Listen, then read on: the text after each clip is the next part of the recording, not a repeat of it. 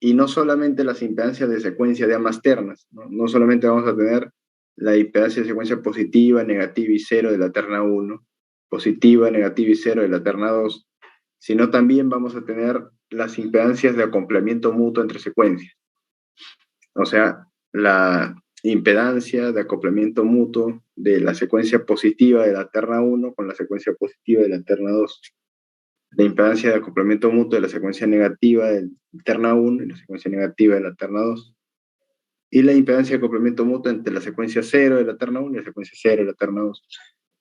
Pero, bueno, en realidad es una maraña de impedancias, ¿no? O sea, si tenemos 3 secuencias en cada lado, en realidad vamos a tener, por ejemplo, la red de secuencia 0 de la terna 1 va a estar acoplada con la red de secuencia 0 de la otra terna, la secuencia positiva de la otra terna y la secuencia negativa de la otra terna. La positiva de la primera terna va a estar acoplada también con la 0, positiva y negativa de la segunda terna. Y la negativa de la primera terna también va a estar acoplada con la positiva, negativa y 0 de la segunda terna. Entonces, entre todas van a estar acopladas. Pero van a haber acoplamientos que van a ser relevantes y van a haber acoplamientos que no van a ser relevantes, o sea, que van a tener valores bien, bien bajitos, casi despreciables, ¿no? Entonces, ¿qué quiere decir eso, por ejemplo? O sea, ¿cómo lo entendemos ya en físico, digamos, ¿no? Lo podemos entender de la siguiente manera, ¿no? Imaginemos que usted conecta una terna, digamos, una terna está en servicio y la otra terna está fuera de servicio, con los seccionadores de tierra abiertos. Entonces usted agarra con una máquina, con una maleta de prueba y le inyecta corriente de secuencia positiva en la terna en servicio. En una de las ternas inyecta corriente de secuencia positiva. Esa corriente de secuencia positiva va a inducir una tensión en la terna paralela. En realidad va a inducir tres tensiones. La inyección de corriente de secuencia positiva en una terna va a inducir 3 tensiones. No puedo graficar, pero ya. Va a inducir 3 tensiones. Entonces vamos a hacer un recorte así mejor, ¿ya? Entonces, si yo agarro con una maleta de pruebas, inyecto por acá corriente secuencia positiva, acá voy a inducir 3 voltajes. Voy a inducir un voltaje, ¿no? Inducido. Voy a inducir un voltaje de secuencia positiva. Voy a inducir un voltaje de secuencia negativa y voy a inducir un voltaje de secuencia 0. Y acá en esta terna, debido a la inyección de corriente de secuencia positiva, van a haber 3 caídas de tensión. Va a haber una caída de tensión de secuencia positiva, va a haber una caída de tensión de secuencia negativa y va a haber una caída de tensión de secuencia 0. Los valores de estos voltajes, de los voltajes inducidos en la terna paralela y de las caídas de tensión en la terna donde se está haciendo la prueba, va a depender de las reactancias. El voltaje, digamos, que tengamos acá, la caída de secuencia positiva, va a depender de la reactancia propia de secuencia positiva de esa terna. La caída de tensión en secuencia negativa que midamos acá en esta terna va a depender de la reactancia mutua entre la secuencia positiva y la secuencia negativa de esta misma terna. Y la de 0 va a ser la reactancia mutua entre la secuencia positiva y la secuencia 0 de esta terna. Ahora, los voltajes inducidos acá, el voltaje inducido de secuencia positiva va a depender de la reactancia mutua de la secuencia positiva de la primera terna con la secuencia positiva de la segunda terna. Este segundo va a depender de la reactancia mutua de la secuencia positiva de la primera terna y la secuencia negativa de la segunda terna. Y este último va a depender de la reactancia mutua de la secuencia positiva de la primera terna con la secuencia 0 de la segunda terna. Y así, en realidad, la matriz que vamos a ver va a ser una matriz de impedancia de 6 por 6, ¿no? O sea, 36 impedancias, ¿no? Donde están todas las propias y todas las mutuas, ¿no? Esa es un poco la idea, ¿no? Entonces, de todos estos valores, nosotros vamos a ver que solamente unos cuantos son relevantes. Y esa va a ser, digamos, la razón de tener que hacer el modelamiento, ¿no? Como corresponde, ¿no? Entonces vamos a hacer el modelado y que sea el software que nos diga qué valores son relevantes y qué valores salen muy pequeñitos. Entonces lo que vamos a hacer primero es crear el modelo, ¿no? Nosotros ya como acá tenemos un modelo geométrico, acá tenemos conductores de guarda y de fase. Entonces ya tenemos modelos de conductores. Entonces vamos a utilizar esos modelos de conductores. Vamos a suponer que estas dos líneas son dos ternas que van sobre una misma estructura, en donde los conductores de fase coinciden con los conductores de fase de la línea 2, y los conductores de guarda tienen las mismas características que los conductores de guarda de la línea 2, para reutilizar esos modelos. En cuanto a la disposición geométrica de los conductores, vamos a dibujarlo por acá. Vamos a abrir un PowerPoint, ¿no?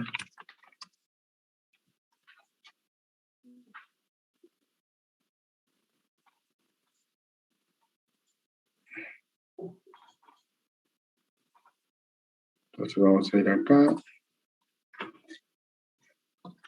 ¿Qué es lo que vamos a hacer? Vamos a hacer lo siguiente. Vamos a terna 1, ya. Entonces vamos a trazar el Y y acá el X, ¿no? Y vamos a colocar los conductores acá, ¿no? En este sistema coordenado vamos a dibujar la ubicación de los conductores. Vamos a tener una terna que va a estar por acá y otra terna que va a estar ubicada por acá. A la altura de estos conductores va a ser la misma. Y acá también. Y acá la abscisa va a ser la misma para los tres. Y vamos a tener un cable de guarda por acá y un cable de guarda por acá. Acuérdense de que el X es bien simple de definir, ¿no? Va a depender prácticamente de la silueta de la torre, ¿no? Pero el Y sí es un poco complicado. ¿Por qué? Porque el Y no solamente depende de la altura que tiene el conductor en la torre, sino la altura que estamos poniendo es una altura equivalente, ¿no? La altura que tendría un conductor equivalente que va paralelo al piso en toda la longitud de la línea, ¿no? Entonces, acá hay que considerar pues, el diseño de la línea, ¿no? Las flechas y demás, ¿no? Entonces, acá más o menos el eje X de estas tres fases, acá vamos a tener la fase R, la fase S y la fase T de la primera terna, y acá vamos a tener la fase R, la fase S y la fase T de la segunda terna, ¿no? Y acá vamos a tener un guarda 1 y acá guarda 2. Entonces acá el eje X va a ser menos 5,2 y el eje X de acá va a ser 5,2, ¿no? La abscisa. Y la ordenada aquí va a ser 14,2, 21,4 y 28,6. Están las tres ordenadas. Y acá vamos a tener, bueno, acá va a compartir altura con este cable de guarda. Y vamos a tener también una abscisa. La abscisa acá va a ser 7,2 metros. Y acá también. Y acá la ordenada va a ser 35,3. Entonces, esos datos hay que meterlos al Disilen, ¿no? El R, por ejemplo, de la fase 1, de la terna 1, va a ser menos 5,2, 14,2, ¿no? El S de la terna 1 va a ser menos 5,2, 21,4. Y el T de la terna 1 va a ser menos 5,2, 28,6. Ese es uno, ¿no? El R de la terna 2 va a ser 5,2, 21,4. El S de la terna 2 va a ser 5,2, 28,6. Y el T de la terna 2 va a ser 5,2, 14,2. Listo. El guarda 1 va a ser menos 7,2, 35,3. Y el guarda 2 va a ser 7,2, 35,3. Entonces, esos datos hay que meterlos acá en el Dixieland. Entonces, vamos a crear el modelo, ¿no? Vamos acá al Data Manager, a mi proyecto, a librería, equipamiento, y acá creamos nuevo, otros, le ponemos Tower Type, no sé qué es torre, ¿no? Entonces acá vamos a poner líneas paralelas aéreas, ya está. Entonces acá tenemos 60 hercios, 2 cables de guarda, 2 ternas, sin transposición, podemos ponerle 1000 ohmiómetro, parámetros geométricos. Entonces, en los conductores de tierra vamos a utilizar el modelo de conductor de guarda que ya teníamos. ¿no? Ya teníamos estos modelos creados para la línea 2, conductor de guarda y del conductor de fase. Entonces vamos a considerar esos modelos, ¿no? Y para la geometría hay que agregar, digamos, esos datos, ¿no? Conductor de guarda 1. Entonces el conductor de guarda 1 dice menos 7.235.3. Entonces acá ponemos menos 7.2, 35.3. 35.3. Y acá sería 7.2 y 35.3. Listo. En la circuito 1, la terna 1, la fase R de la terna 1 es menos 5,2 y 14.2. La fase S sería, la que está acá, menos 5.221.4. Menos 5.2, 21.4. La fase T sería menos 5.228.6. Menos 5.2, 28.6. Y la fase, perdón, la segunda terna sería la fase R 5.214. Entonces acá le ponemos 5.2, 21.4. La fase S 5.2, 28.6. 5.2, 28.6. Y la fase T 5.2, 14.2. Pero que es lo que queda, ¿no? Es la fase inferior en este caso, la T. Aquí está, 14.2. Listo, entonces ya tenemos la disposición geométrica, ya tenemos acá, digamos, los modelos, ¿no? Los conductores de guarda, etc. Le damos OK, ya tenemos el modelo, ¿no? Si queremos mirar los parámetros eléctricos que tiene esa línea, en ohmio por kilómetro, le damos acá en calcular, ¿no? Y acá vamos a ver una serie de matrices, ¿no? Entonces, la matriz natural va a ser esta, ¿no? Y si cuentan, tiene 2, 4, 6, 8 filas, 2, 4, 6, 8 columnas. Entonces, 8 por tiene 64 elementos. ¿Por qué? Porque la matriz, digamos, esta matriz, que es la matriz natural, no considera, disculpen, no considera, o sea, no le importa cuál es cable de guarda, cuál es cable de fases, él solamente toma en consideración las características técnicas de cada conductor y digamos que considera todo como un sistema de conductores. No le interesa ver cuál es terna 1, cuál es terna 2, simplemente él ve un juego de 8 conductores en el espacio de diversas características y hace el cálculo de los parámetros. Obviamente todos estos tienen una altura con respecto al suelo, ¿no? Y vamos a calcular 8 impedancias, ¿no? Porque cada conductor tiene 8 impedancias. Tiene la propia y tiene la mutua con los otros 7, o sea, 8. Entonces, si son 8 conductores y cada uno tiene 8 impedancias, tenemos 64 impedancias y están todas. Resistencia y reactancia. Ahora, estas de acá, ahora sí ya nos ponemos a pensar que unos cables, unos conductores son de guarda y los otros de fase. Los de guarda van a tener potencial cero, entonces se pueden reducir mediante reducción gaussiana. Los reducimos y queda una matriz de 6 por 6, que va a ser la matriz de impedancia reducida, ¿no? Esta matriz es la matriz de impedancia de una línea doble terna, sin cables de guarda, equivalente, ¿no? Entonces, desde el punto de vista eléctrico, esta matriz de 6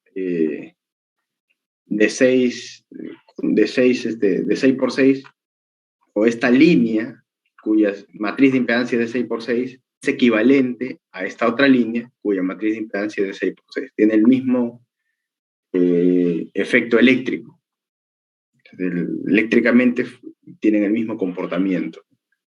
Entonces, una vez que tengo matriz de 6 por 6 ya sin cable de guarda, puedo hacer la transformación, digamos, a secuencias, ¿no? Y acá obtenemos la matriz de impedancia simétrica. Entonces, acá ya están todas las redes de secuencias de la terna 1 y de la terna 2.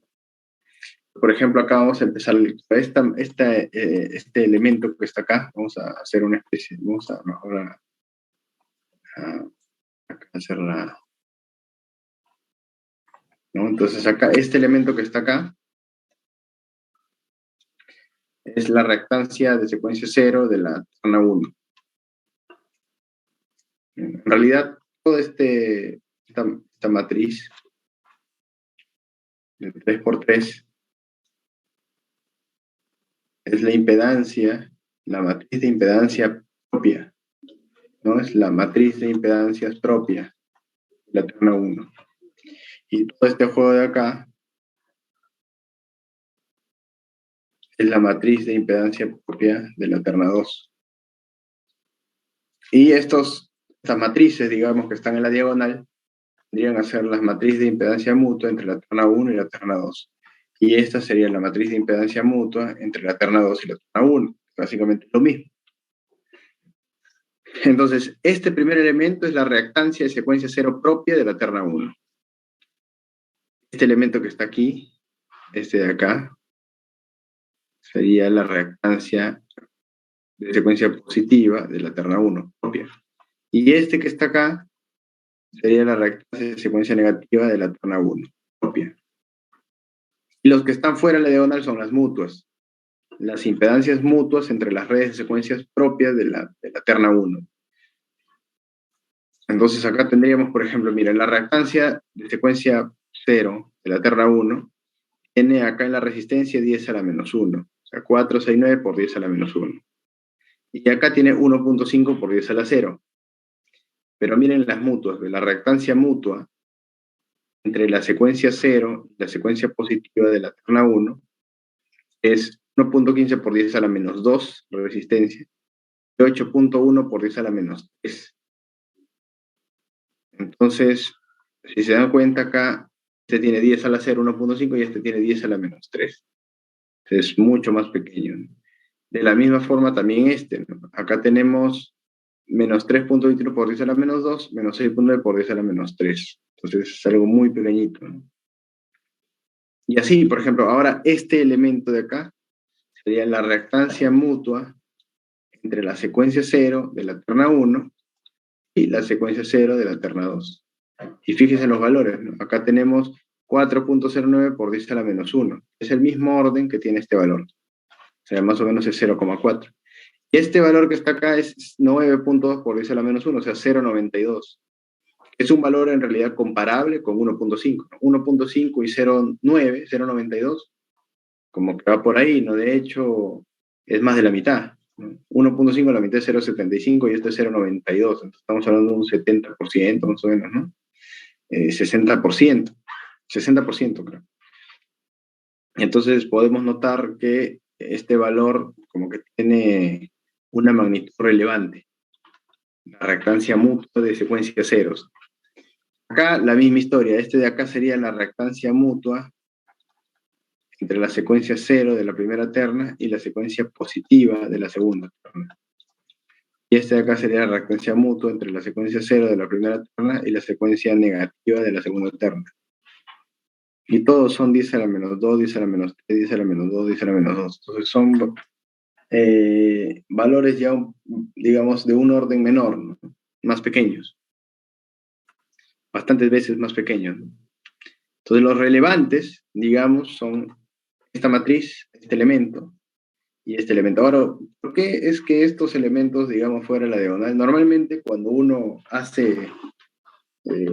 pasa el dominio de las secuencias, uno dice, oye, mira, si yo paso el dominio de las las secuencias están desacopladas. O esa es la teoría, ¿no? Por eso que usted cuando hace, por ejemplo, el cortocircuito, cuando usted calculaba en la universidad el cortocircuito, no sé si se acuerdan, cuando está en séptimo ciclo, en potencia U, ahí lo que hacía el profesor le decía, ¿sabe qué? Arme su red de secuencia cero, arme su red de secuencia positiva y arme su red de secuencia negativa. Calcule los Thevenin de manera independiente y luego los va a interconectar. Si la falla es monofásica, los conectará en serie, si es bifásica en paralelo, si es bifásica tierra en paralelo los tres, si es solo trifásica solamente considerará la positiva y así, ¿no? Y dependiendo del tipo de falla, hacía la interconexión. Pero el cálculo de la impedancia equivalente era de manera independiente. Entonces, ¿por qué se podía hacer de manera independiente? Porque en el dominio de las secuencias, los circuitos están desacoplados o están muy débilmente acoplados. O sea, ¿qué quiere decir? Que una línea, si yo inyecto corriente de secuencia positiva por la línea, solamente voy a generar caídas de tensión de secuencia positiva. No voy a generar caídas de tensión de secuencia cero ni de secuencia negativa. ¿Por qué? Porque las impedancias mutuas entre la secuencia positiva y la negativa, entre la positiva y la cero, son bien pequeñitas.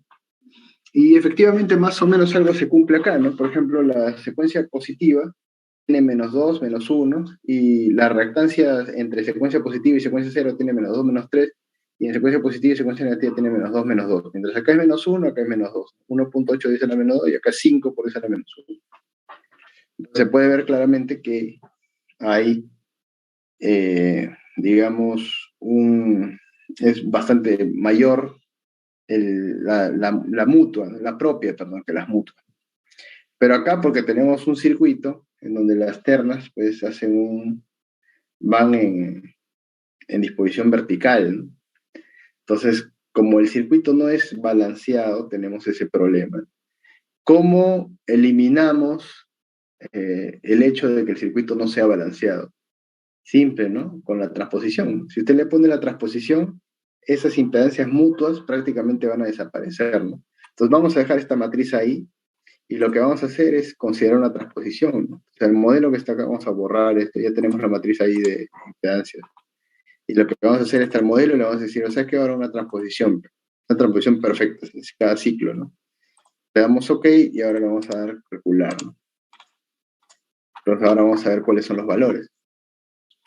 Esta es la matriz de impedancia natural, esta es la matriz de reducida. Si se dan cuenta acá, en la matriz de impedancia natural, todos los elementos tienen 10 a la menos 1, 10 a la menos 1, 10 a la menos 1, 10 a la menos 1, 10 a la menos 1. Bueno, y acá un 10 a la 0, ¿no? Pero después todo 10 a la menos 1, 10 a la menos 1, 10 a la menos 1, todo 10 a la menos 1. Todos los valores son parecidos en orden, ¿no? No hay uno que sea mucho mayor que otro. En la reducida, peor, acá casi todos son 10 a la menos 1. Fíjense, menos 1, menos 1, menos 1, menos 1. Todos los valores son parecidos en magnitud, ¿no? En valor, ¿no? Acá tiene 8 por 10 a la menos 1 y acá tiene 3 por 10 a la menos 1. Entonces, son valores parecidos en el mismo orden. No es que uno sea despreciable con respecto al otro. Pero ¿qué pasa cuando pasamos a las impedancias simétricas? Acá sí cambian, ¿no? Fíjense, párenlo con esto. Este primer valor, 4,69 10 a la menos 1, acá también está, ¿no? 1.5 10 a la 0, acá cambió un poquito, 1.47 10 a la 0. Pero los valores que están acá fuera de la diagonal, que era 10 a la menos 2, 10 a la menos 3, 10 a la menos 2, 10 a la menos 3, ahora son 10 a la menos 17, ¿no? Como si fuera 0, ¿no? Y todos son 0, ¿no? Si se dan cuenta, la gran mayoría son 0, ¿no? Este de acá, 0, 0. El de acá no. Acá sí tiene 4 por 10 a la menos 1, que es comparable con la resistencia de secuencia 0 propia. La resistencia de secuencia 0 mutua entre las redes de secuencia de ambas ternas tiene casi el mismo orden. Y la reactancia de secuencia 0 mutua entre las redes de secuencia 0 de ambas ternas es es comparable, digamos, con la reactancia propia, ¿no? 0,95 contra 1,47. Después los otros elementos de la reactancia mutua entre la secuencia 0 de la terna 1 y la secuencia positiva de la terna 2, 0. La reactancia mutua entre la secuencia 0 de la terna 1 y la secuencia negativa de la terna 2, 0. Y todos los valores son 0. De hecho, en esta matriz que está fuera de diagonal, en este cuadrante, todo es 0 menos este primer valor. Después todo es 0. Eso quiere decir que las impedancias mutuas entre entre redes de secuencia de una terna y de la otra, todo es 0. Excepto la impedancia mutua entre las redes de secuencia positiva. 0, perdón. O sea, el acoplamiento mutuo que existe entre ambas ternas es fuerte entre las redes de secuencia 0. Pero entre las otras redes, no. O sea, la 0 de uno con la 0 de la otra, sí. Tiene un valor importante, es muy significativo. Pero la 0 de una con la negativa de la otra, la 0 de una con la positiva de la otra, no.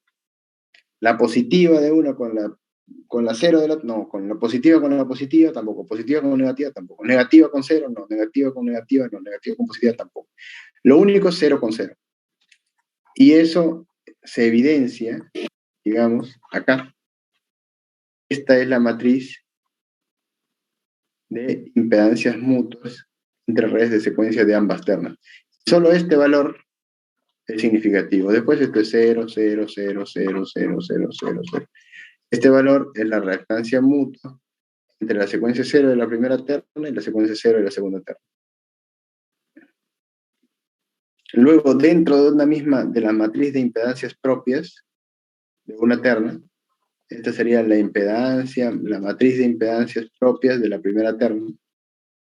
Acá tenemos la red de secuencia, la impedancia de la red de secuencia cero, la impedancia de la red de secuencia positiva, la impedancia de la red de secuencia negativa. Todo lo demás, dice la medicina, 0, 0, 0, 0, 0, 0. Solamente la diagonal. ¿Qué quiere decir eso? Si yo inyecto, ¿no? Básicamente acá lo que tenemos es, como es una matriz de impedancias, cumple, ¿no? Acá voy a tener voltaje, secuencia 0 de la terna 1. Voltaje, secuencia positiva de la terna 1. Voltaje, secuencia negativa de la terna 1. Voltaje, secuencia 0 de la terna 2. Voltaje, secuencia 0 de la terna 1.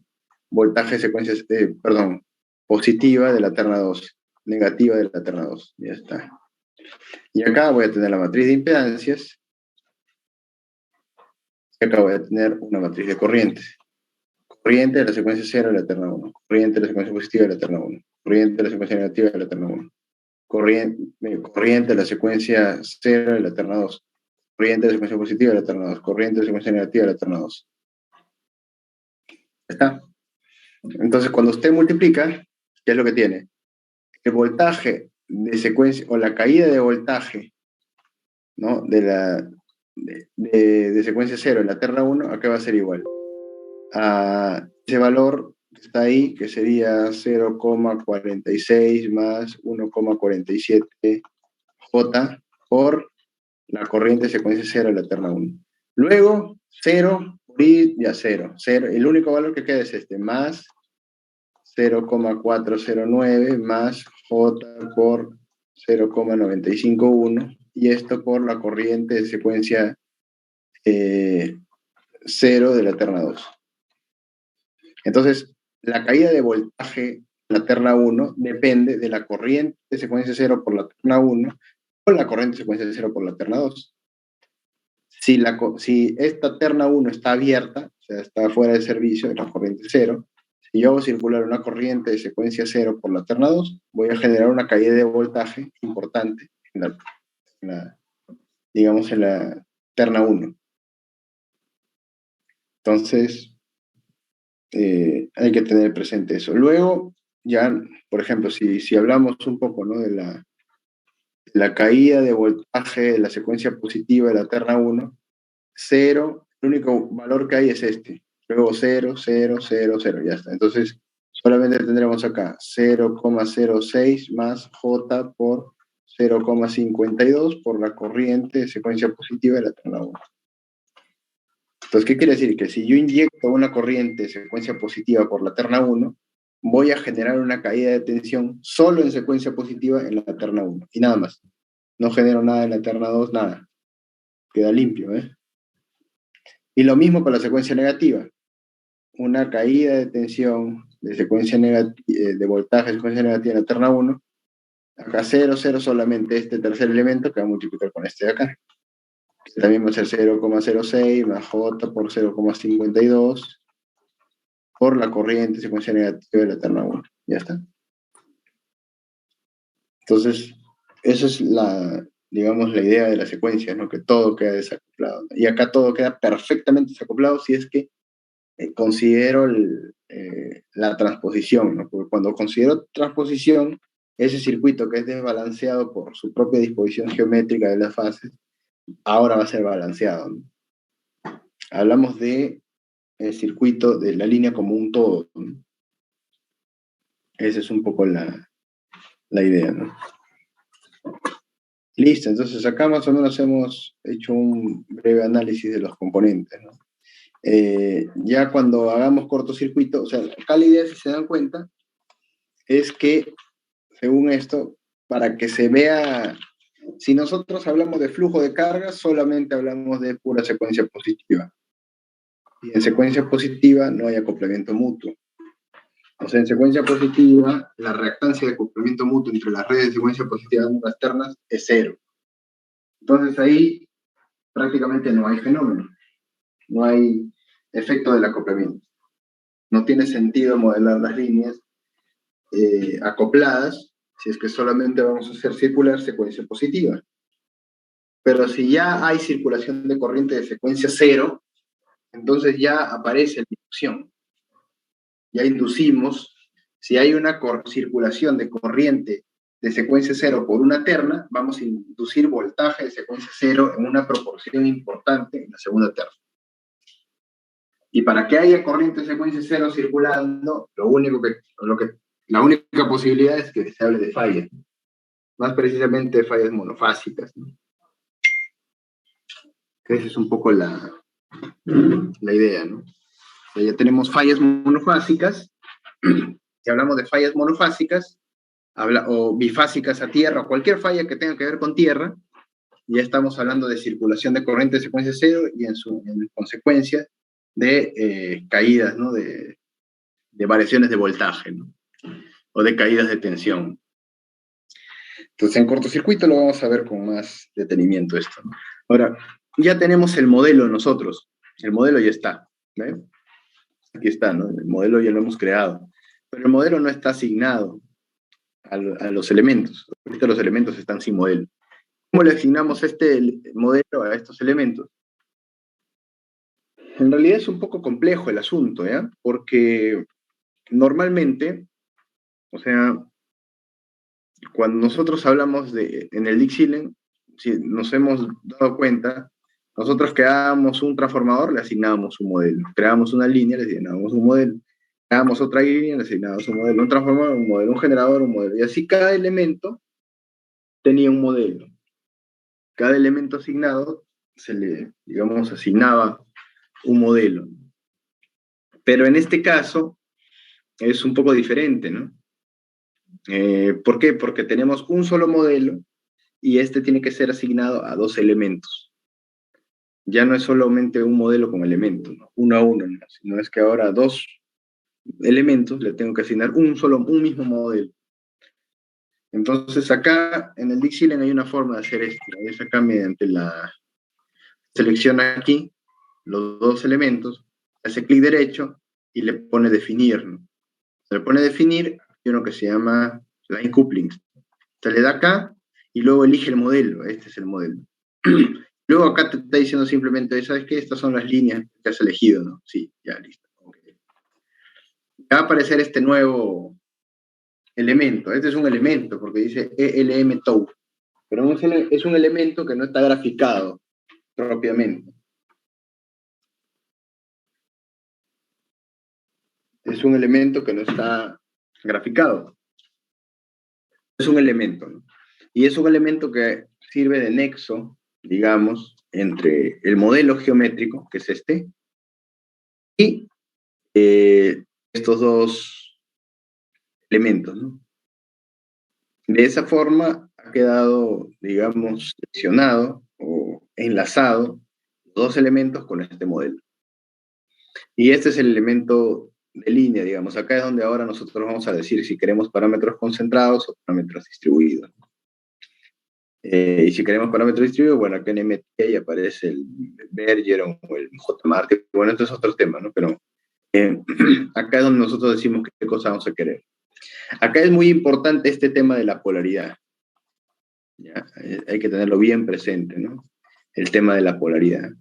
La idea es que la polaridad sea la misma. O sea, acá esta línea, esa línea que está acá, line, va desde el terminal 7 al terminal 9, ¿no? El terminal 7 es este, ahí está. Y esta línea line 1 va del terminal 8 al terminal 10. El terminal 8 es este de acá. El terminal I de la línea de line es el terminal 7. Y el terminal I de la line 1 es el terminal 8. O sea, el terminal I es siempre este punto de acá. Entonces, acá dentro del elemento nuevo que se creó, acá si se dan cuenta ya cuando usted le da un doble clic a un elemento, acá sale type, pero acá ya no sale type, no sale line couplings, y este te lleva, digamos, a este elemento. Entonces acá la idea es que el terminal, en este caso, los puntos que corresponden al terminal I en cada línea son los puntos de arriba, y acá está prioridad terminal I, ¿no? Entonces siempre hay que asegurarnos que sea el mismo terminal, ¿no?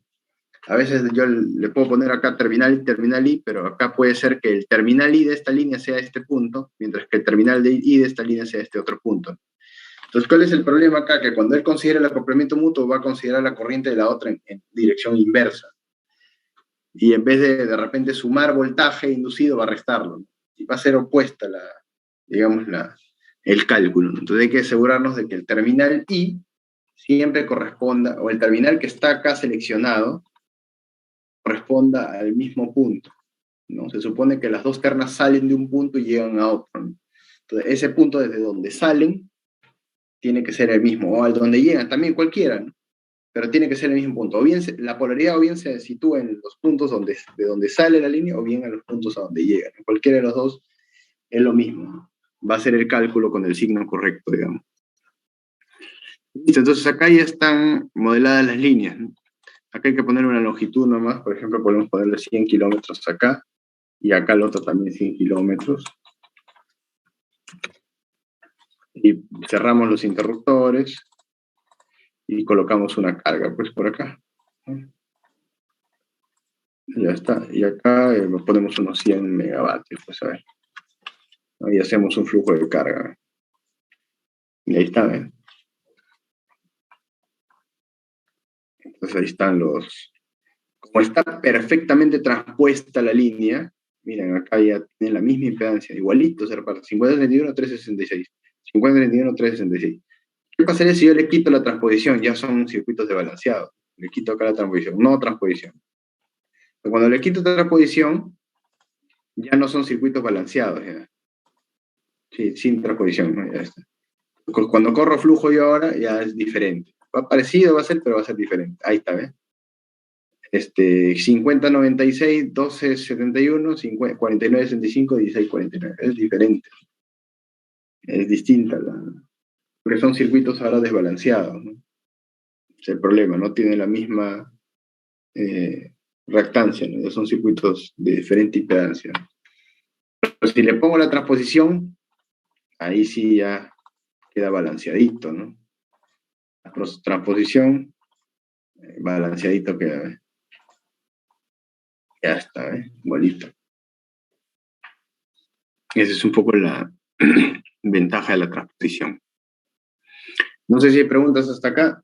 ¿Se entendió? ¿No se entendió? ¿Estamos bien?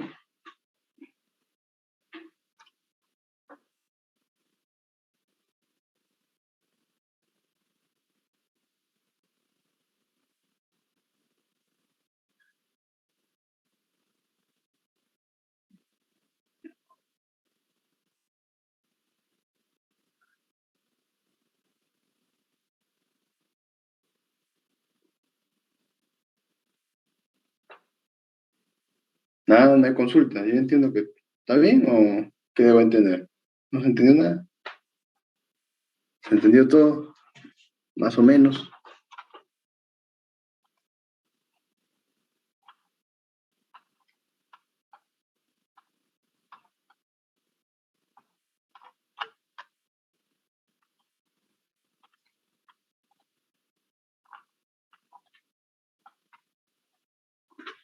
Bueno, no sé qué.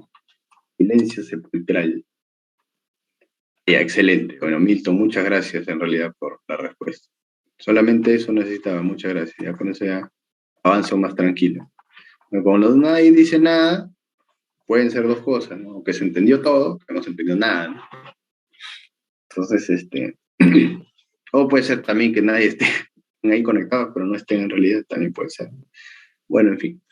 Listo. Entonces ahora vamos a seguir en el tema de modelo de líneas, ¿ya? Pero ahora van a ser líneas subterráneas.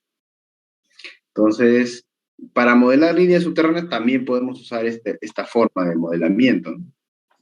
Se puede calcular, poner ATP, por ejemplo, la resistencia, la reactancia, secuencia positiva, secuencia cero, todo, y lo plasma acá, ¿no? Digamos, saldrá unos valores y eso es lo que puede poner. Listo, ¿no? Y ya está modelada la línea, ¿no? Pero también hay una forma de ingresar todos los datos correspondientes a la hoja técnica que usted obtenga del fabricante del cable y luego hacer pues la entrada de datos de la disposición geométrica de cómo van a ir esos cables, ¿no? De repente es un cable trifásico, de repente estamos hablando de de cables monofásicos, de una disposición en capa, en tres bolillos, no sé, a no sé a cuántos metros bajo tierra, etcétera. O sea, todos esos detalles podemos ingresar, hacemos el cálculo y, digamos, tendremos pues el Dixieland hará el cálculo con todos esos datos geométricos, físicos, digamos, propios de los cables, etcétera, y el Dixieland hará un cálculo y obtendrá los parámetros de línea. Ese, digamos, es la misión acá. Jorge Galíndez dice, no entiendo. ¿Qué no entiende, estimado? Cuénteme, a ver, si yo lo puedo ayudar.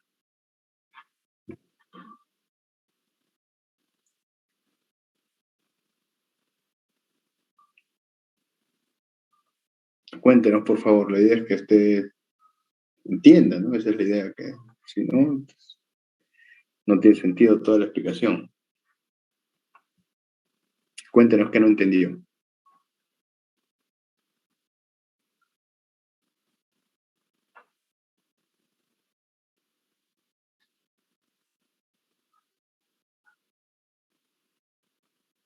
¿Está ahí Jorge Galíndez?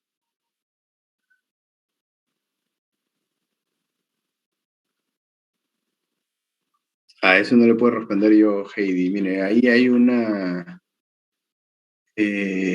digamos, de WhatsApp que les han pasado. Hay unos enlaces ahí. De clic ahí y escriba, ¿no? Yo, la verdad, no tengo las grabaciones, no podría ayudarle. Buenas noches. Sí. Quería hacerle solamente una consulta al respecto. Claro de, yo no he asistido en la primera clase, pero ya me he igualado con ver las grabaciones. Mi pregunta es el software que ustedes nos han brindado, en este caso, que nos han enviado al Drive. No sé si es por el sistema operativo de mi computadora, no se puede instalar. No sé a qué se debe eso. No sé si pasó solamente conmigo eso. ¿Ya? ¿Qué sistema operativo es? El Windows 11. Parece que no, el programa es un poco antiguo, pues no sé por qué no lo puedo lograr instalar. Ya, no, ahí sí es terreno desconocido para mí, estimado, sinceramente. Nunca lo he instalado en Windows 11. Lo he instalado en Windows 10, en 7 y en XP. Y en los tres no hay problema, ¿no? Pero en el 11 no. Solamente lo he instalado una vez, ¿ha probado eliminarlo y volverlo a instalar? Prácticamente toda la tarde he intentado reiniciando, o sea, prácticamente no se puede, desactualicé, desactivar mi línea y le inyecto una corriente de secuencia. La línea tiene una impedancia, una maraña de impedancia. Entonces yo le inyecto una corriente de secuencia negativa y mido la caída de tensión que genera la circulación de esa corriente, solamente voy a obtener caída de tensión en secuencia negativa. Eso es en el ideal, ¿no? Pero ¿qué pasa? Cuando la línea no tiene transposición, esas impedancias mutuas entre secuencias ya no son cero, ¿no? No tienen un valor pequeño, pero lo tienen. Entonces usted cuando inyecta una corriente de secuencia positiva por la línea, obviamente está inyectando tres corrientes, ¿no? Corriente I ángulo 0, I ángulo menos 120, I ángulo más 120, etc. Te inyecta esas tres fases, esas tres corrientes, por cada una de las fases, RST, en la secuencia correcta, secuencia positiva, y va a obtener caídas de tensión en las tres fases. Una caída de tensión en la fase A, que será un voltaje y un ángulo, una caída de tensión en la fase B, que también será un voltaje y un ángulo, y una caída de tensión en la fase C, que también será un voltaje y un ángulo. Si usted descompone, disculpen, si usted descompone esos voltajes, esos tres voltajes, usted los descompone en secuencia positiva, negativa y cero, va a obtener una gran parte de secuencia positiva, un amplio valor de secuencia positiva, un chiquitito de secuencia negativa y un chiquitito de secuencia cero. Los tres va a obtener. ¿Por qué? Porque como las secuencias están acopladas magnéticamente, ¿no? Digamos, las impedancias de la línea son tales de que hay acoplamientos mutuos entre secuencias. Entonces, el paso de corriente de secuencia positiva no solo va a generar caída de tensión en secuencia positiva, sino también de cero y de negativo. Entonces, cuando usted tiene dos ternas, ahí es un poco más amplio el asunto, ¿no? Porque ya hablamos de dos ternas, que cada una de ellas tiene su red de secuencia positiva, su red de secuencia negativa, su red de secuencia cero, cada uno. Y cada una de ellas también tiene impedancias mutuas entre las propias redes de secuencia. O sea, hay una impedancia mutua entre la red de secuencia positiva, la negativa, positiva, cero, cero positiva, cero negativa, etcétera, entre todas ellas. En total 9 impedancias, ¿no? Porque hay 3 redes de secuencia, cero, positiva, negativa, y cada una de ellas tiene 3 impedancias, la propia y la mutua con las otras 2. Pero, a su vez, como hablamos de un doble circuito, vamos a tener impedancias mutuas entre las redes de secuencia de la terna 1 y las redes de secuencia de la terna 2. O sea, 9 impedancias más. ¿Me entiende? Entonces, ¿qué es lo que pasa? En la realidad, cuando usted inyecta corriente de secuencia positiva por una terna, va a tener caídas de tensión en la terna donde está inyectando, de secuencia positiva, en su mayoría, un cachito de secuencia negativa y un cachito de secuencia cero. Y asimismo, en la terna paralela, si usted puede estar la terna fuera de servicio, con los interruptores abiertos, con los seccionadores de línea abiertos, usted mide la diferencia de voltaje y también va a encontrar una diferencia de voltaje de secuencia positiva, de secuencia negativa y de secuencia cero. Va a encontrar caídas de tensión en la terna donde está pasando la corriente y en la terna donde no está pasando la corriente, de las 3 secuencias, positiva, negativa y cero. ¿Por qué? Porque todas las redes de secuencia de ambas líneas están acopladas. Ahora, las redes de secuencia que están mayormente acopladas, en donde el acoplamiento es bastante intenso, es fuerte, es en las redes de secuencia cero. O sea, si yo inyecto una corriente de secuencia cero por una de las ternas, en esa misma terna donde está pasando la corriente voy a tener una caída de tensión de secuencia cero. O sea, voy a tener 3 juegos de voltaje, ¿no? Voltaje de fase A, voltaje de fase B, voltaje de fase C. Y esos 3 voltajes los descompongo en secuencia, voy a encontrar un gran voltaje de secuencia cero. Una gran porción de ese voltaje es pura secuencia cero. Un cachito va a ser de secuencia positiva y otro cachito va a ser de secuencia negativa. Y ahora yo voy a medir en la terna paralela también los 3 voltajes, porque la fluctuación de corriente en una terna ha generado tensión inducida en la segunda, y esa tensión inducida la voy a medir, la mido, y en las 3 fases, y la descompongo. Y al descomponerla voy a encontrar que ese voltaje, primero, no va a ser pequeño, va a ser grande, comparable a la caída de voltaje en la terna por donde la corriente está circulando. Y gran porción de ese voltaje inducido en la terna paralela va a ser de secuencia cero. Y va a haber también un cachito chiquitito de secuencia positiva y un cachito de secuencia negativa. Entonces, ¿por qué pasa eso con la secuencia cero? Porque digamos que las líneas paralelas tienen un fuerte acoplamiento en esa secuencia. ¿Por qué específicamente en esa secuencia? Porque la secuencia cero tiene la característica de que las 3 corrientes no suman cero, ¿no? Cuando las 3 corrientes no suman cero, el campo magnético generado por las 3 corrientes se expande a lo largo de todo el espacio. Se expande, o sea, llega muy lejos. Y ese campo magnético, digamos, como se expande, ¿no? Como, digamos, puede llegar lejos, toca, digamos, los conductores de la terna paralela que están al costadito nomás, o sea, el campo magnético generado por la terna donde está pasando la corriente invade el espacio por donde están los otros conductores, ¿no? Esos conductores, como invaden ese espacio, eso básicamente es invaden el espacio, se inducen unas corrientes y deforman deforman el campo magnético, ¿no? Y al deformarse el campo magnético, eso se traduce en una impedancia de acoplamiento, ¿no? Dependiendo de qué tan intenso sea el campo magnético generado por una de las ternas en el espacio en donde está la otra, vamos a tener un acoplamiento más fuerte. ¿Qué pasa con la secuencia positiva? Que la secuencia positiva, las 3 corrientes suman cero. Y como las 3 corrientes suman cero, cuando yo me alejo un poquito de la terna, el campo se atenúa muy rápidamente a medida que yo me alejo. ¿Por qué? Porque las 3 corrientes suman cero. Entonces, el campo magnético generado por la circulación de secuencia positiva que invade el espacio donde está la terna paralela es prácticamente nulo. Por eso es que no hay el acoplamiento mutuo de secuencias positivas es débil. Esa es más o menos la explicación en términos prácticos, digámoslo así, ¿no? Entonces, más o menos eso es lo que te puedo decir. No sé si eso te ayuda un poco a entender lo que quise decir anteriormente.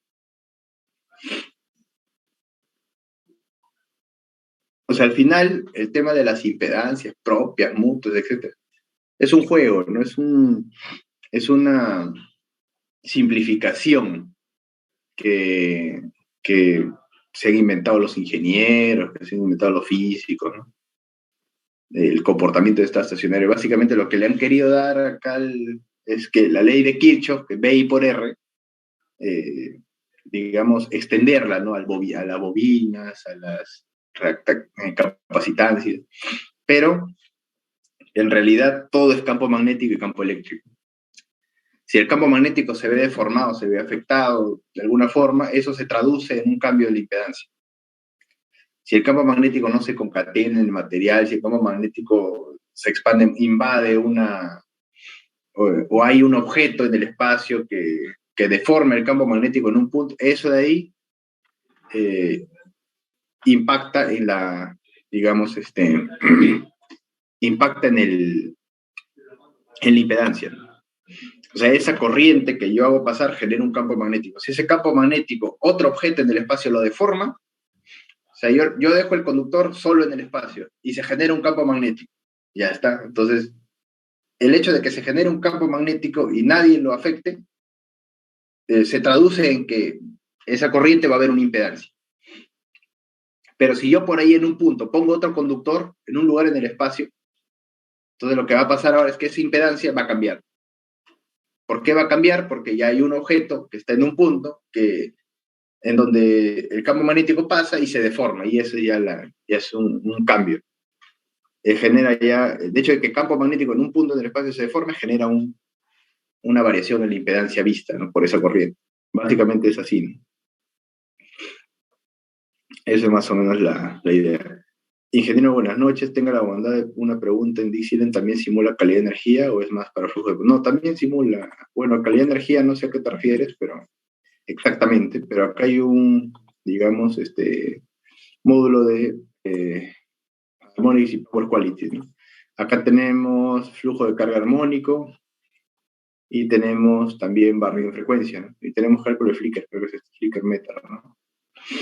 Este flujo de carga armónico, bueno, para que funcione, pues hay que modelar las cargas como corresponden. O sea, las cargas hay que modelarlas como fuentes de corriente para los diversos armónicos, ¿no? Y él te va a hacer un flujo de carga armónico, es como varios flujos de carga, solamente que a diferentes frecuencias. Si va a ser el primer armónico, 60 Hz, va a ser el segundo armónico, entonces que es una inductancia, va a ser 2pi por F, ahora es 2F fundamental, ¿no? Va a adaptar las impedancias en función de la frecuencia y va también a considerar los datos. Acá creo que hay en Harmonics Power Quality, acá tú le tienes que dar un modelo, ¿no? Acá no hay ¿dónde era esta cosa? Bueno, poco hecho de esto, pero acá un modelo. Creo que ahí en el load y acá en Harmonics le puedes poner current sources, no, ¿cómo era esto? Algo así, no he usado esto, pero sí me acuerdo que algo así era, ¿no? Mixing capacitivo, bueno, no está acá. Pero algo así era, ¿no? Tenemos que modelar la carga, ¿no? Complex load. No, aquí está, ¿ves? Podemos poner las impedancias también, parte dinámica, impedancia dependiente de la frecuencia, ¿no? Características RF. A ver, ¿dónde está? Bueno, hay que entender cómo es que el design te pide los datos, ¿no? Pero hay una parte, sí me acuerdo, donde tú modelabas la carga como fuentes de corriente, ¿no? Y le decías cuánta corriente era de segundo armónico, tercer armónico, y etcétera, etcétera. Así, ¿no? Y él básicamente tomaba esa data y hacía el cálculo del flujo de carga armónico. Eso básicamente es lo que, ¿no? Obviamente que para que obtengas esos esa carga, qué fuente de corriente, de qué tal o cual armónico, tienes que ir pues a la subestación, ¿no? Al alimentador y poner pues tu fluke, pues, ¿no? Tu analizador de redes, ¿no? Y medir, pues, ¿no? Creo que es 15 días que se mide, se ven unos patrones ahí, se modela la carga como fuente de corriente. Y eso se pone acá y es lo que hace el flujo de carga armónico. Eso sí hay algunas herramientas para eso. Y también impedancia en función de la frecuencia, ¿no? También hay esto. Eso sería. Bueno, listo. Entonces, buenas noches. Quisiera preguntar si en Dixieland se puede hacer realizar variaciones del modelo, es decir, que deba modelar un sistema con una carga X, pero también requiere ver el mismo modelo del sistema, pero ahora con una carga Y. Variaciones del modelo. Eso se llama, ¿cómo se llama? Ah, eso se llama, no se llama variaciones, se llama escenarios. Acá, dentro de esto de acá, acá se llama escenario de operación. Y puede usted generar escenarios. Por ejemplo, acá podemos poner escenario de operación, máxima demanda, ¿no? Y podemos poner otro escenario de operación nuevo, escenario de operación que sea mínima demanda. Y de repente activamos la máxima demanda. Y en la máxima demanda, de repente acá sí es 120 megavatios, ¿no? Ya está. En la mínima, de repente no es 120, sino es, no sé, digamos 80. 80 más puse, 80. ¿No? Entonces acá 80 y acá 99, vamos a poner 80. Entonces, cuando está en mínima demanda y usted corre el flujo, esa carga va a ser 80. Pero cuando esté en máxima, esa carga misma va a ser 120. Entonces, todos los cambios que haga, por ejemplo, acá podemos sacar una línea, sacamos una línea, switch off. Entonces, ese cambio se va a guardar solamente en la máxima demanda. Si va a la mínima, ya está la línea en servicio. Todos los cambios acá que haga usted de demandas, de despachos, de tabs, de lo que sea, con tal de que sea un cambio operativo, se va a guardar en el escenario de operación, ¿no? Y va a tener el mismo sistema para diferentes condiciones. Eso, bueno, creo que a eso se refería. Ese es un poco el tema. En Dixieland puedo tener señales en RMS y poder ver la variación de ángulos a través del tiempo para exportarlo. Sí, sí se puede, ¿no? Pero ese de ahí es ¿quiere hacer simulaciones dinámicas o qué? Porque habla del tiempo, ¿no? Variación de ángulos a través del tiempo. Sí, se pueden hacer simulaciones dinámicas ahí de RMS y MT, ¿no? Sí, me gustaría preguntarle directamente así. Es hacer simulaciones y, por ejemplo, ejecutar una falla y ver en RMS cómo evoluciona esa falla a través del tiempo y ver cómo me afecta los ángulos. Y ahí finalmente exportar eso a un CSV o un archivo cualquiera. Sí, cuando habla de ángulos, ¿a qué se refiere? Los ángulos de cada una de las señales, de tensiones y corrientes. Ah, ok. Sí, sí, sí se puede, claro. Es una simulación dinámica, ¿no? Ahora puede ser RMS o MT. Acá en este toolbox es donde se hace, ¿no? RMS MT Simulation. Primero tiene que correr unas condiciones iniciales, tiene que generar unos eventos. Acá se generan los eventos que usted dice. Va a ocurrir una falla en el milisegundo 100, luego en el milisegundo 200 van a aperturar los interruptores, y así, ¿no? Y ver, digamos, monitorear las variables que usted quiera, acá en los resultados monitorear las variables que usted quiera, voltajes, corrientes, tensiones de la línea 1, de la línea, etc. Y, digamos, los grafica, ¿no? Los plotea con esto de acá. Acá no, acá va a salir cuando se corre la simulación te va a aparecer este hombrecito de acá. Y usted puede graficar, digamos, esas gráficas, ¿no? Y va a salir, pues, qué pasa cuando hay la falla, ¿no?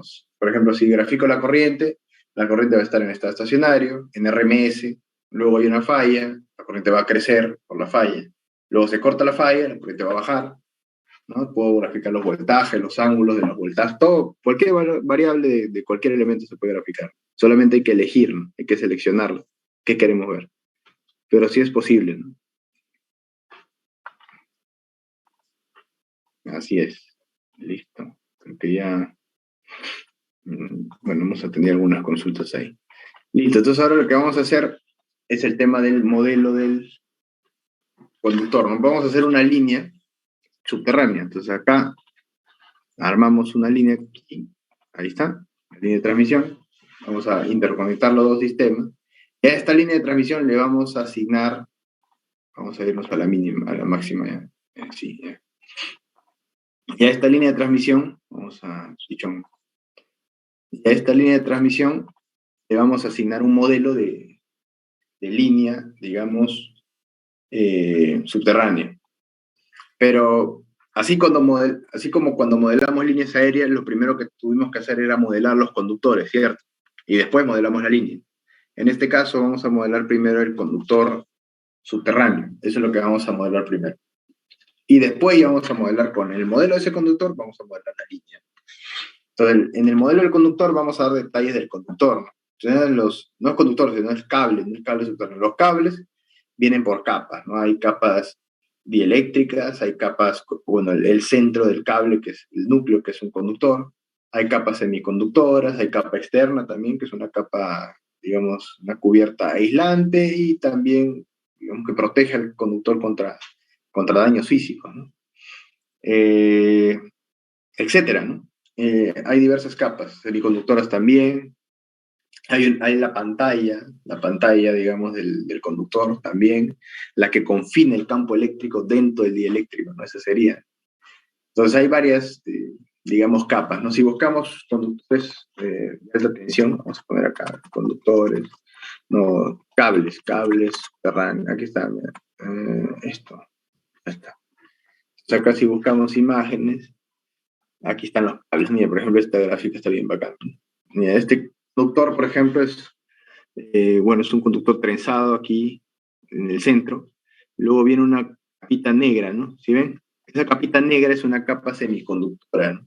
Esa capa semiconductora normalmente está fabricada del mismo material que la capa blanca, ¿no? Esta capa blanca, la más gruesa, es la capa dieléctrica, ¿no? Este es el material encargado de darle las propiedades dieléctricas de darle las propiedades aislantes, digamos, al cable, ¿no? O sea, si hablamos de un cable de 60 kilovoltios, el grosor de esa capa blanca tendrá pues una cierta medida, ¿no? Si hablamos de uno de 220 será más grueso, uno de 500 será más grueso. Esa capa es la que le da, digamos, la característica, ¿no? El nivel de aislamiento. Entonces tenemos una capa semiconductora entre el conductor y el dieléctrico. Luego tenemos, saliendo del dieléctrico, tenemos otra capa semiconductora. Y luego de la capa semiconductora tenemos una capa metálica, ¿no? Esta sería la pantalla, ¿no? La que confina el campo eléctrico. Esta capa metálica, como ustedes saben, el campo eléctrico no puede atravesar un conductor, ¿no? De hecho, esa es una de las condiciones de frontera del campo eléctrico. ¿Se acuerdan su cuarto ciclo? No, cuarto no era. Quinto ciclo, ¿no? El electromagnetismo, ¿no? El campo magnético y el campo eléctrico tienen condiciones de contorno. El campo eléctrico, por ejemplo, cuando hablamos de condición de contorno, cuando cambiamos de medio a un medio de, bueno, conductividad infinita, bueno, no existe conductividad infinita, pero conductividad muy alta, el campo eléctrico no pasa, ¿no? Se confina, digamos. Se confina. Entonces el campo magnético básicamente no pasa, ¿no? El normal es cero y el tangencial es todo. Entonces el campo eléctrico, perdón, no va a pasar, ¿no? Va a quedarse ahí confinado, ¿no? Entonces, ¿cuál es la idea de esta pantalla? Confinar el campo eléctrico al dieléctrico, ¿no? O sea, que todo el campo eléctrico se quede en el dieléctrico para que el dieléctrico se polarice, ¿no? Y le dé pues cierta rigidez dieléctrica al cable, ¿no? Y luego tenemos pantallas semiconductoras que sirven para de alguna manera tratar de uniformizar ese campo eléctrico. O sea, de alguna forma que el campo eléctrico no se acumule o se deforme, para que el gradiente de potencial a lo largo de todo el dieléctrico sea parejito, ¿no? O sea, ninguna parte, una parte del volumen de todo el dieléctrico se estrese, ¿no? Más que otra, ¿no? Para que el dieléctrico tenga una vida larga, ¿no? Es un poco la idea, ¿no? Y luego ya tenemos cubiertas externas que básicamente sirven de protección, ¿no?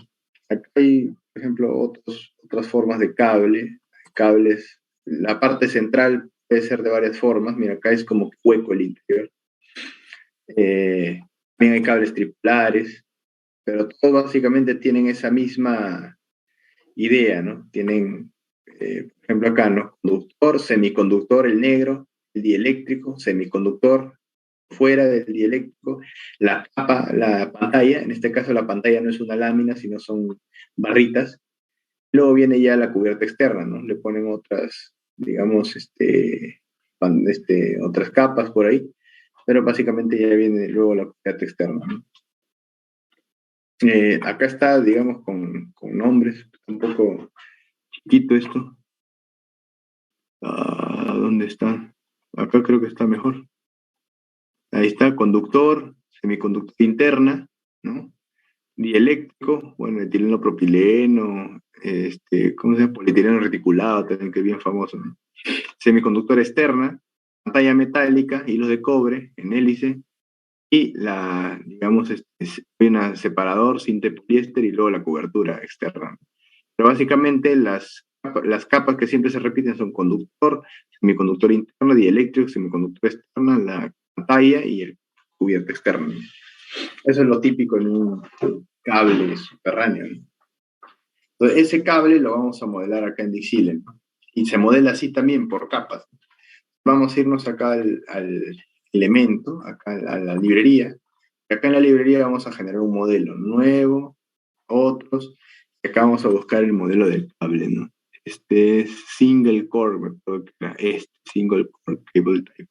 Le damos OK y va a aparecer esto, ¿no? Entonces acá vamos a tener cable subterráneo de 220 kilovoltios, ¿no? Entonces acá el núcleo, el core, o la parte conductora, te preguntan, ¿no? Que hay varias formas, ¿no? Segmentales, creo que es o sea, que vienen huecos en el centro, o sea, más o menos es una cosa así, creo. Viene como que hueco el centro y tiene secciones, ¿no? Una cosa así es, ¿no? Bueno, no soy tan buen dibujante, pero y acá vienen varias bolitas de conductora. Bueno, tiene una forma muy extraña, ¿no? Pero ese es el segmental. Acá vamos a poner, a ver, me parece que es algo así como este de acá, ¿no? Ese creo que es segmental. O sea, tienes así segmentos llenos de puras bolitas conductoras. Y al centro, o sea, acá está mirado así, ¿no? Pero si usted lo mira desde arriba, va a haber un hueco en el centro. Bueno, luego hay compactos que son básicamente como este de acá, ¿no? Y hollow también, dependiendo de cómo sea la parte conductora, ¿no? Hay varios tipos en realidad, solamente que acá no encuentro gráficos para mostrar. Ese es el Millikan, ¿no?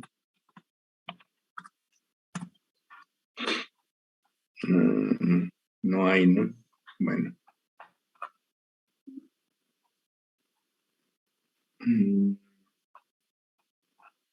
Bueno, no está, pero más, bueno, depende de la forma en cómo está el conductor adentro, ¿no? Acá vamos a usar compacto, ¿no? Que es el de bolitas trenzados, ¿no? El diámetro externo, acá lo vamos a colocar, está 39.4. Ese es el diámetro externo del conductor, ¿no? O sea, usted agarra el conductor, le mide, agarra un pie de rey, una wincha, lo que sea, le mide el diámetro, es 39.4 milímetros, ¿no? Acá está dibujado un radio, ¿no? O sea, la mitad. De hecho, cuando usted le cambió acá en 19.39.4, acá se cambió a 19.7, que es la mitad, ¿no? El thickness sería el grosor de la capa y básicamente tiene que ver acá con el radio. Pues acá vamos a elegir las capas que hay, ¿no? Por ejemplo, vamos a tener capa conductora, la pantalla, La armadura, no vamos a tener armadura acá. Vamos a tener cubierta aislante, o sea, acá capas conductoras ya. Conductor, el centro y la pantalla. Capas aislantes, vamos a tener la aislante, o sea, la parte blanca, y el oversheath, que sería el que está por fuera de la pantalla, o sea, la cubierta externa. Y también vamos a tener capas semiconductoras, ¿no? El core outer, que es la que está entre el núcleo, entre el core, entre el conductor interno, y el dieléctrico, y la ins outer sería entre el dieléctrico y la pantalla, ¿no? Acá, por ejemplo, la cubierta externa es la ploma, la gris claro, la pantalla es el azul, esta gris oscuro vendría a ser el dieléctrico, este verde vendría a ser la capa semiconductora. Cuando yo le doy clic, por ejemplo, acá en ins outer va a aparecer una nueva capa entre el azul y la gris, digamos, la gris oscura, ¿no? Si le doy acá, ahí va a aparecer, ¿no? Apareció una entre la gris, perdón, y la azul, ¿no? Bueno, no era gris, era creo que, bueno, esta que está acá en medio, ¿no? Ahí, si se dan cuenta, aquí está la plomita, aquí está el azul, ¿no? Entonces si la quito, se va a la verde, ¿no? Si aparece la verde, y entre la gris y la azul. Este es el ins outer, ¿no? El que es por fuera de la capa aislante. O sea, entre el aislante y la pantalla. Entonces vamos a ir así, ¿no? Vamos a ir, este primero es el conductor, el rojo, el verde claro sería el outer, el gris oscuro sería el insulation, el verde oscuro sería el outer, el azul sería la pantalla, el sheath que está acá, y el gris claro, plomito claro, es el power sheath, ¿no? Esas son las capas, ¿no? Ahora lo que hay que colocar es el grosor que tiene cada una de esas capas. Entonces acá nos piden algunas características o parámetros de los materiales, ¿no? Por ejemplo, nos piden resistividad a 20 grados, ¿no? Entonces acá vamos a dejarlo en ese valor, 17241. Acá nos pide permeabilidad relativa. En realidad, los únicos elementos que tienen permeabilidad relativa mayor que 1 serían los ferromagnéticos, ¿no? Pero como acá hablamos de un conductor que muy probablemente sea cobre, entonces acá vamos a dejarlo en 1, ¿no? En realidad debería ser muy cercano a 1, ¿no? Pero bueno, 1, que sería la permeabilidad del vacío. El grosor 19,7. Luego viene un filling factor. ¿Qué cosa es filling factor? Filling factor es factor de llenado. ¿Se acuerdan ustedes que cuando hablamos de conductores nos pedían el diámetro externo y nos pedían el radio medio geométrico? ¿Por qué nos pedían el radio medio geométrico? Porque el radio medio geométrico era como el radio de un conductor equivalente, que toda su sección está llena de conductor, ¿no? De material conductor, ¿no? ¿Cuál es el problema con este conductor compacto? Que es un conductor, son varias bolitas, son varios conductores sólidos que van trenzados, ¿cierto? Entonces al final el conductor, o sea, si yo agarro ese diámetro externo, yo agarro el conductor, lo mido, el diámetro me va a salir 39,4 milímetros. Si yo hago pi por diámetro cuadrado sobre 4, que es el área, toda esa área no está lleno de conductor. En esa área hay parte que es conductor y hay parte que es aire. Entonces acá vamos a poner ese valor, ¿no? Esa proporción, ¿no? ¿Cuánto conductor hay en ese volumen? Bueno, en este caso, en realidad era un conductor Millikan, o sea, tenía el centro hueco, ¿no? Pero lo hemos modelado como compacto porque acá no hay Millikan. Bueno, eso que sea segmental, pero bueno, podemos dejarlo en segmental en todo caso. Y acá le vamos a colocar el filling factor, sería 63.01693. O sea, eso quiere decir que de toda esta área, pi por diámetro cuadrado sobre 4, el 63% es material conductor y el otro 28.90 y pico por ciento, eso sería o 39, 38, ¿no? 36, tanto, ¿no? Más o menos 36.90 y pico. Ese porcentaje es aire. Pero Hay que un compañero ha prendido su audio, Sixto Delgado. Apagar, por favor, está pidiendo sonido. A los... ok, gracias. Listo. Luego tenemos la resistencia DC y tenemos el coeficiente de temperatura, ¿no? El coeficiente de temperatura lo vamos a dejar ahí también, 0.00393. Luego vamos a dar la conductividad de la capa, ¿no? Acá también vamos a poner, bueno, acá hay material, no sé si hay cobre, no hay cobre, entonces vamos a ponerle también 1.7241. Esa es la conductividad de la pantalla, del material con el que está construida la pantalla. Permeabilidad relativa es 1, también porque es material conductor. El grosor de esa capa va a ser 2.38. El factor de llenado va a ser 23.32293.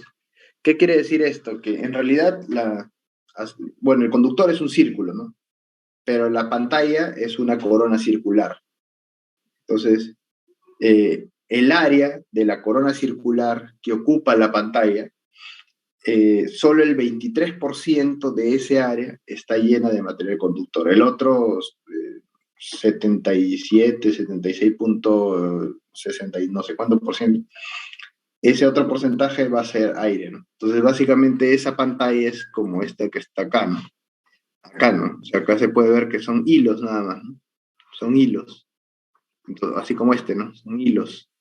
O sea, la pantalla son hilos. Entonces, ese área de esa corona circular, así como esta de acá que vimos antes, ¿no? El área de esa corona circular es, digamos, la sección de la pantalla.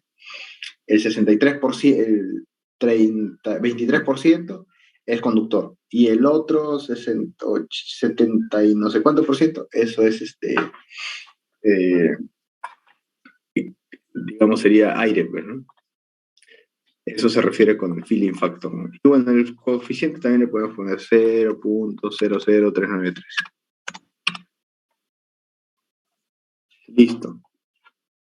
Entonces, ahora toca las pantallas, las partes aislantes. El aislante nos pregunta cuál es el factor de pérdidas dieléctricas, o en otras palabras, el tangente delta, ¿no? Eso es lo que te está pidiendo. En realidad, el aislamiento no tiene impedancia infinita, ¿no? Tiene una impedancia muy alta. Entonces, para medir la impedancia, le calculan el tangente delta, ¿no? Y ese es el valor que vamos a poner acá. Al tú poner la resistencia del dieléctrico, lo que estás haciendo tácitamente es modelar la conductancia de la línea. Entonces no se sorprenda cuando miremos los parámetros de la línea, usted va a ver conductancia, ¿no? Y la conductancia que usted calcule, que calcule el software, va a ser un reflejo de ese factor de pérdidas dieléctricas que estamos poniendo. Ese factor de pérdidas dieléctricas es otra forma de decir cuánto es la resistencia de ese material, ¿no? Acá, miren, no piden ya la permeabilidad, piden la permitividad relativa, ¿no? O sea, así como acá pedían la permeabilidad, o sea, el mu sub R, acá te pedían la permitividad relativa, o sea, el epsilon sub R. Ese epsilon sub R va a ser más alto en la medida de que el material tienda más a polarizarse ante la presencia de un campo eléctrico, ¿no? Esa es básicamente así como la permeabilidad es la propiedad intrínseca de un material de atraer líneas de flujo magnético, la permitividad dieléctrica de un material es la propiedad por la que el material tiende a polarizarse ante la presencia de campos eléctricos. Entonces, en este caso, como si estamos hablando de un dieléctrico, la permitividad dieléctrica, permitividad relativa va a ser 2.3. Ya no va a ser 1, sino 2.3. No va a ser la permitividad del vacío, sino va a ser 2.3 veces la permitividad del vacío. Y el grosor va a ser 25.56. Entonces ahora ya va teniendo más sentido, ¿no? Miren, el conductor es un chiquito que va adentro y el dieléctrico ya es una capa más gruesa, ¿no? Como se espera de un cable, ¿no? Acá viene la oversheet, o sea, la capa externa. Entonces acá también 2.3, acá también 2.3, es un dieléctrico. Y el grosor de esa capa va a ser 5.8. En realidad, todas las capas, la semiconductora, digamos, la semiconductora, la capa externa, el dieléctrico, todos más o menos se fabrican de materiales parecidos, ¿no? ¿Para qué? Para que compartan, pues, propiedades mecánicas, ¿no? Porque el conductor, pues, igual, aunque se instala recto, puede por ahí, durante la instalación, doblarse y demás. Entonces, para que no hayan daños mecánicos en una capa o en otra, porque tengan resistencias mecánicas distintas, todo se construye más o menos de un mismo material, ¿no? O sea, digamos, parecido, ¿no? Comparten propiedades, digamos. Acá también vamos a poner la resistividad de las capas semiconductoras. Básicamente es un dieléctrico que es dopado, ¿no? Con algún material que tenga algunos electrones que le sobren. Y se dopa y se le dopa de tal forma de que se le dota de una resistividad controlada, ¿no? O sea, tú lo dopas para obtener un valor de resistividad. Dependiendo de cómo sea el dopado, tú controlas el nivel de resistividad. Esa es la idea de un semiconductor.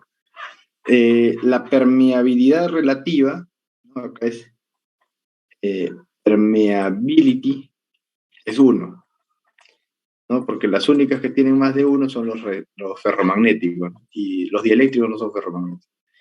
La permitividad relativa también va a ser 2.3, o sea, va a ser un material muy similar al dieléctrico de la capa externa y al eléctrico también de la capa, digamos, aislante, ¿no? El grosor de la, digamos, lámina semiconductora que esté entre el núcleo y el dieléctrico va a ser 1.6 milímetros. Y el que esté entre el dieléctrico y la pantalla va a ser de 2.3. Entonces, todos esos datos, digamos, son datos de dimensiones, de grosores, de pantallas, datos de los propios materiales. O sea, todos esos datos son datos que uno no encontraría en una hoja técnica de cable, ¿no? O datos que el fabricante te tiene que dar, o que tú le puedes pedir para que te den. Entonces, son datos que se pueden obtener, ¿no? No es que usted tenga que hacer un cálculo ni nada, ¿no? Son datos que usted pide y después ingresa, ¿no? Todo esto. Sí, ya tiene modelado el cable, ¿no? Ese sería el cable, ¿no? Ahora lo que hay que hacer es modelar la línea.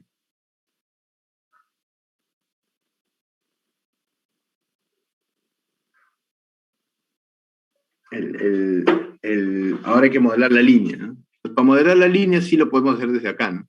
Le damos doble clic a la línea, le damos en tipo, le ponemos nuevo, y acá elegimos el último, Cable Definition, ¿no? Le das acá, y acá ya te va a preguntar, ¿no? Acá en este caso vamos a ponerle línea 5 sería, ¿no? Porque las otras serían 3 y 4. 60 Hz, le vas a decir, digamos, las condiciones del terreno donde está instalado, resistividad, conductividad. Esto va a tener un impacto, pues, en la reactancia, ¿no? Acuérdense que la pantalla confina el campo eléctrico, pero no el magnético. Entonces el campo magnético igual va a salir.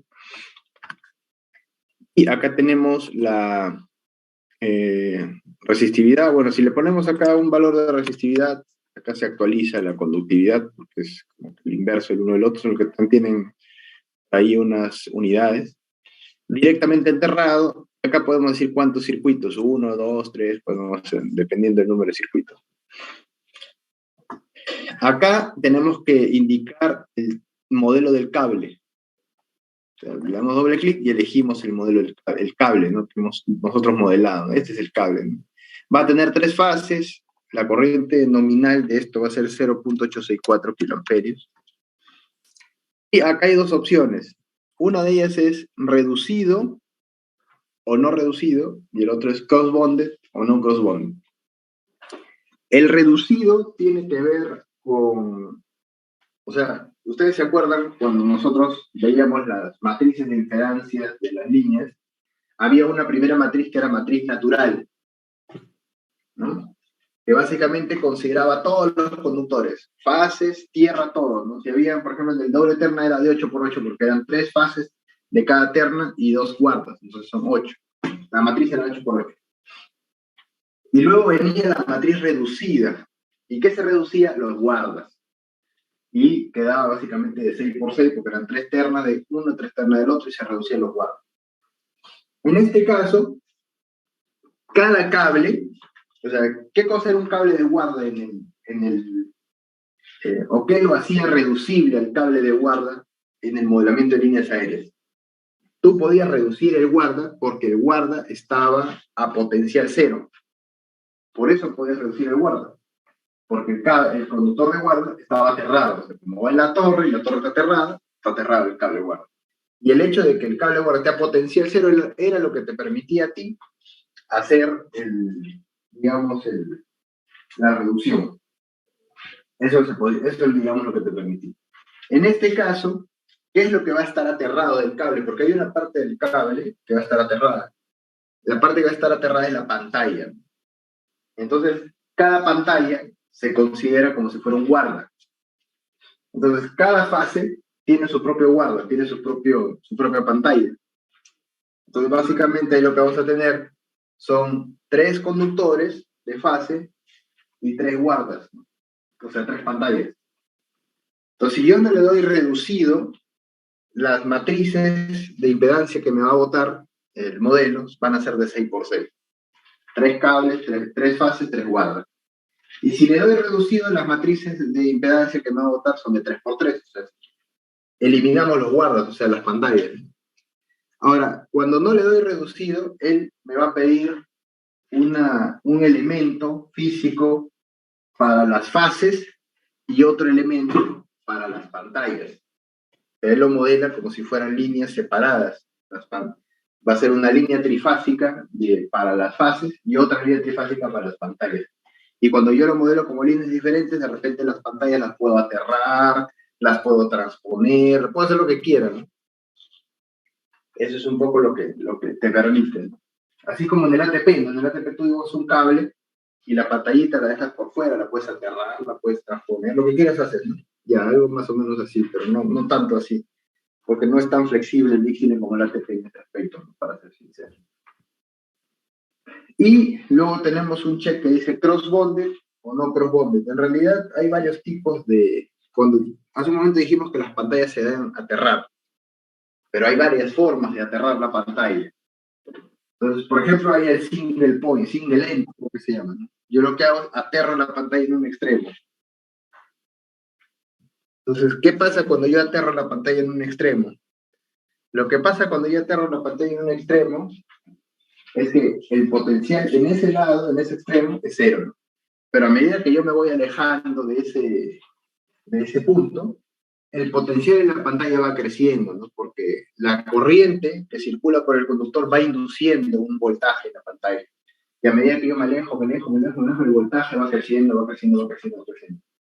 Entonces, ¿cuál es el problema? El problema es que tú hagas el cable tan extenso que el potencial en el extremo remoto del cable, en la pantalla, llegue a un punto tal de que pueda dañar el dieléctrico.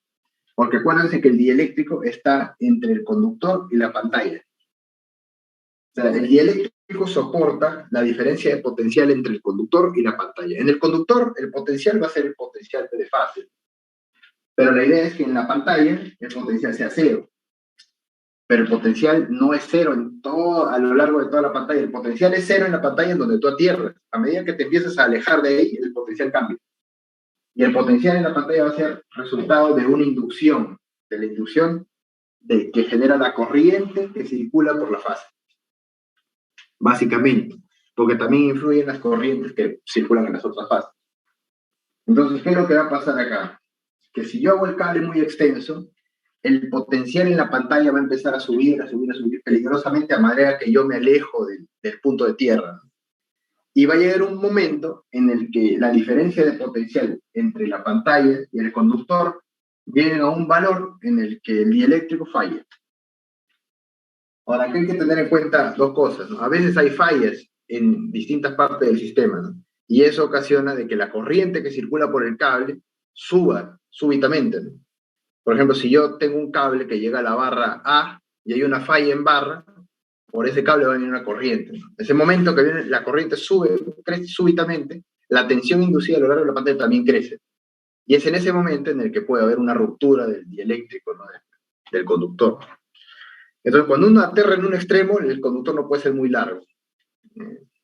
Digamos que no conozco tanto de longitudes, pero yo no lo haría más largo de unos 800 metros, incluso menos, ¿no? Dependiendo también del nivel de corriente que existiría si tuviera una falla. Eso, digamos, por un lado. Ahora tengo la otra, digamos, opción de aterrar en ambos extremos. Si aterro en ambos extremos, ya controlo, fijo potencial en un extremo y fijo el potencial a cero en el otro. Entonces, el potencial a lo largo de la pantalla va a ser más o menos así. Vamos a irnos por acá. Entonces, el potencial más o menos en la pantalla. Cuando hacía single point, acá tenía el conductor y acá tenía la pantalla. Cuando yo aterraba así, la corriente avanzaba y a medida que yo me alejaba desde acá en longitud, el potencial acá era una función de la longitud y de la corriente.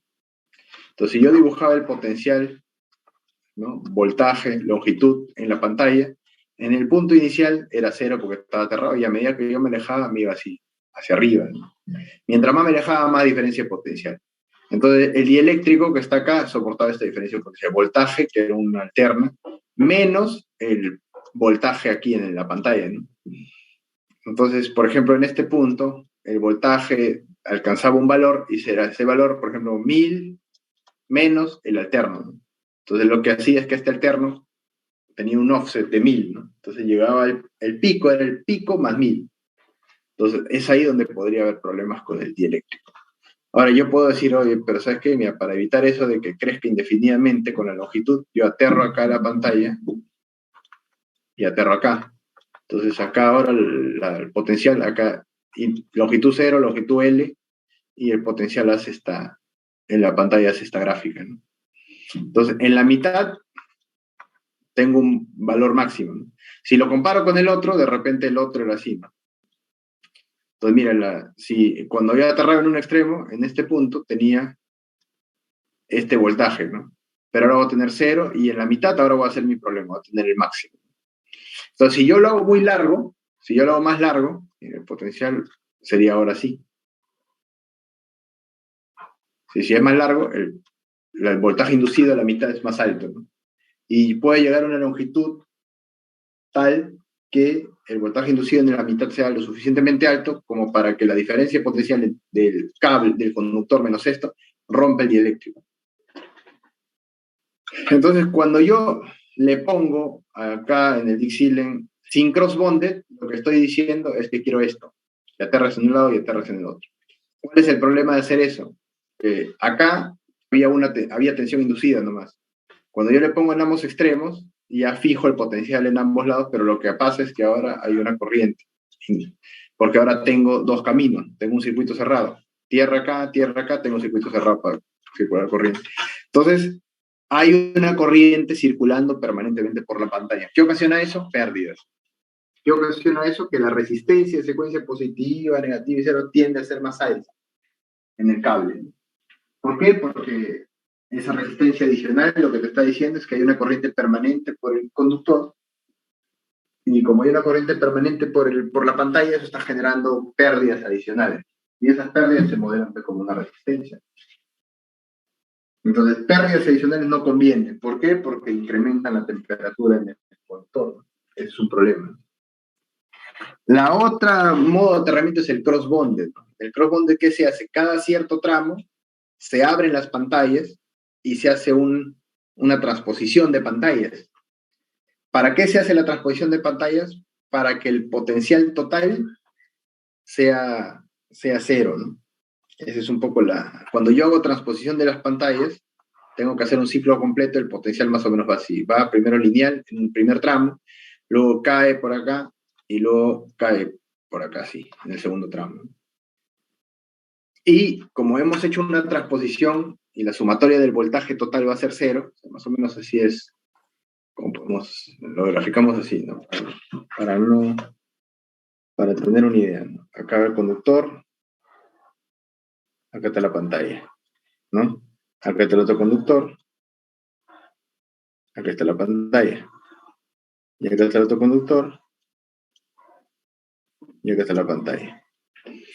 Entonces, de fase R, fase S, fase T. Entonces, ¿qué se hace acá? Se abren las pantallas. Se abre acá, se abre acá, se abre acá, se abre acá, se abre acá, se abre acá. Entonces, acá no hay, digamos, hay un circuito abierto. Entonces, ¿qué pasa? Este tramo de pantalla en este punto se enseria con este. Y este tramo se enseria con este. Y este tramo se enseria, pero con este de acá. Igual acá. Ahora este tramo, otra vuelta se enseria con este. Y este tramo se va a enseriar con el siguiente. Y este tramo de acá, otra vuelta se enseria con el de acá. Entonces, y acá, bueno, tendríamos más conductores y